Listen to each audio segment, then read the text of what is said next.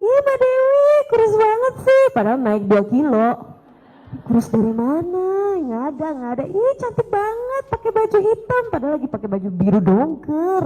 Kita masih di dalam obrolan tentang hijrah. Pastinya di sini teman-teman Solihah penasaran juga, Mbak Dewi, setelah Mbak Dewi hijrah, ada nggak sih yang suka iseng komen-komen aneh, nggak suka, semacam haters gitu? Karena kan banyak juga di saat kita hijrah, ada aja gitu yang nggak suka, so bener sendiri, so alim gitu kan Mbak. Nah, pernah nggak Mbak Dewi selama proses hijrah ini menemukan haters dan gimana cara Mbak Dewi ngadepinnya? Karena yang tadi Mbak Dewi bilang hijrah itu kan nggak berhenti sekarang ya, nanti berhentinya pada saat kita udah pulang gitu. Ini saya yakin banget pasti ada. Cuman saya memilih untuk tidak memperdulikan apa yang dikatakan manusia. Why?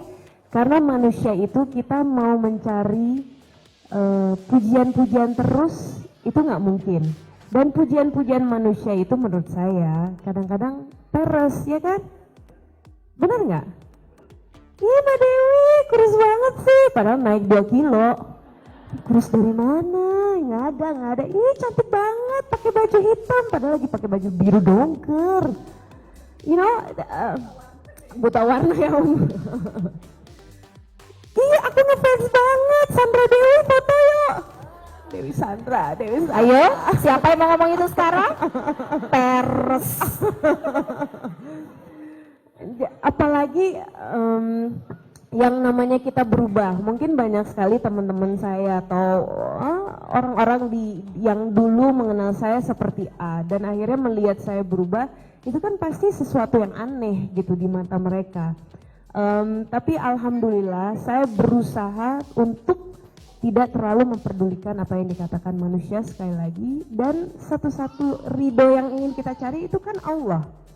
Jadi selama kita masih di koridornya Allah, saya merasa itu yang harusnya kita capai. Tapi saya ingin sharing, saya pernah melakukan satu kesalahan yang sangat besar ketika lagi syuting ayat-ayat cinta, di mana di salah satu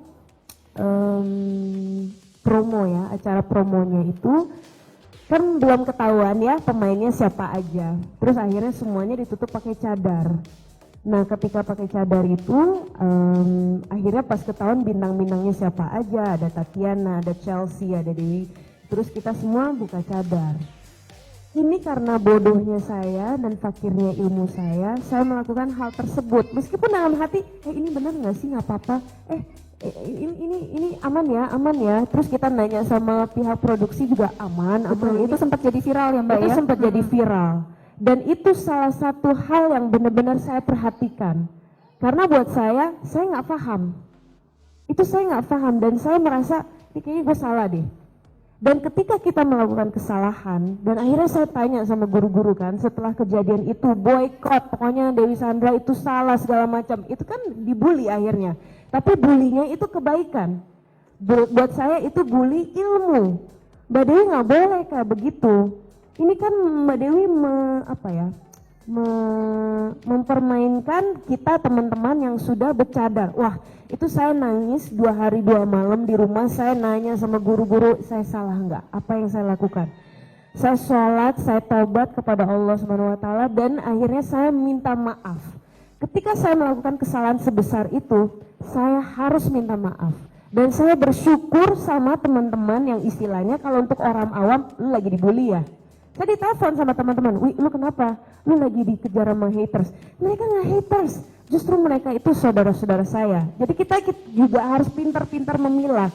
Ketika saya ditegur sama saudara muslimah saya harus memahami bahwa apa yang mereka katakan itu untuk menyelamatkan saya. Jadi waktu itu terjadi saya benar-benar introspeksi diri sekali dan ini kayaknya gue salah. Gue menyakiti saudara Islam saya sendiri dan saya harus berbesar hati untuk bilang bahwa saya salah. Oleh karena itu saya menulis message yang cukup panjang dan saya benar-benar dari lubuk hati saya meminta maaf, dan saya berharap bahwa kita semua bisa saling memaafkan, dan saya berterima kasih sama mereka yang menegur saya. Jadi lagi-lagi tidak semua bully atau haters itu selalu dalam konteks negatif. Ada juga ya kan teman-teman, kita juga merasakan kita pengen loh teman-teman yang mungkin belum pakai hijab untuk berhijab. Cuman kadang-kadang kata-kata kita atau diksi kita yang salah, sehingga yang tadinya positif ini menjadi sesuatu yang negatif, sehingga teman-teman yang belum paham jadinya defensif. Nah ini satu hal yang kita harus peka dan juga mempelajari. Makanya saya dalam konteks ketika saya salah, saya nggak melihat itu sebagai haters. Saya melihat ini saudara-saudara muslim saya yang sedang mau menyelamatkan saya agar tidak salah. Itu keren sih, dan saya merasa itu pelajaran yang mahal sekali, dan saya justru bersyukur. Coba bayangkan kalau teman-teman saya yang itu mendiamkan saya. Bisa jadi saya nggak cuma di acara itu, besok-besok saya melakukan hal tersebut lagi, dan lagi, dan lagi. Terus nanti yang konteks potensi yang nanti diikutin loh sama teman-teman, dari sana juga nggak apa-apa, udah cadar buka tutup. Jangankan cadar, nanti kalau misalnya jilbab buka tutup, itu kan menjadi sesuatu yang salah juga. Jadi akhirnya saya berusaha untuk kita harus sangat amat berhati-hati dengan apa yang kita lakukan, karena itu bisa mengundang pujian yang sebenarnya pujian itu menjatuhkan kamu, atau bisa mendatangkan cacian yang sebenarnya cacian itu juga datang untuk menjatuhkanmu. Jadi yang harus kita lakukan adalah kembalikan nawaitu lillahi ta'ala, dan apapun yang terjadi konteksnya kita hanya mencari ridho Allah. That's it. Baik, berarti haters itu nggak semuanya hate beneran ya Mbak Dewi?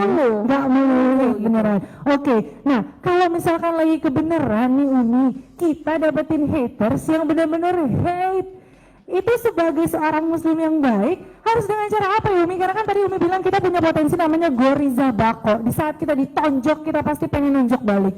Di saat kita dikata-katain kita pasti pengen ngatain balik gitu kan? Karena itu naluri yang udah Allah kasih. Nah, gimana Umi pada saat kita dapetin haters yang emang benar-benar lu kenapa sih lu gitu?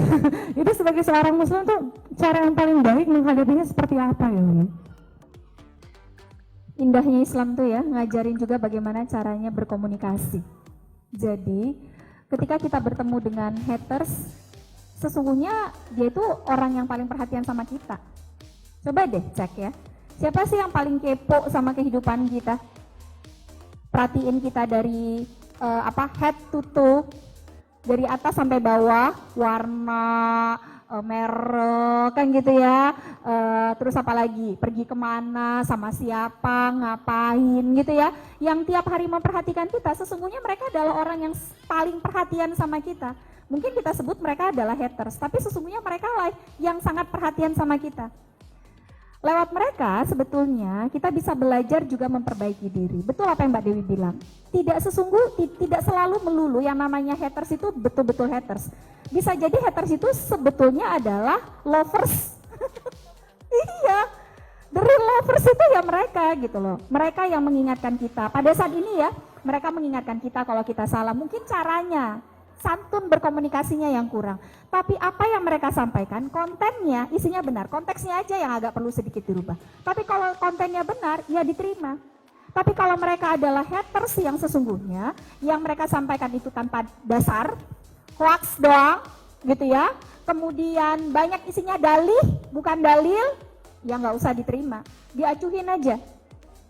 Karena jangan sampai kita terjebak di dalam debat-debat kusir yang nggak akan ada habisnya. Karena ada juga orang yang mereka memang cuma pengen mancing emosi kita aja. Terus ketika emosi kita terpancing, kemudian bilang gini, oh orang Islam tuh gitu ya. Orang yang pakai kerudung itu gitu ya. Orang yang pakai cadar gitu ngomongnya gitu ya. Kasar, apa gunanya kerudungnya? Buka aja deh sekalian. Nah, apa gunanya cadarnya? Ih, pencitraan. Dan ini sekarang lagi banyak ya di sosial media. Bener banget. Sayangnya kita terjebak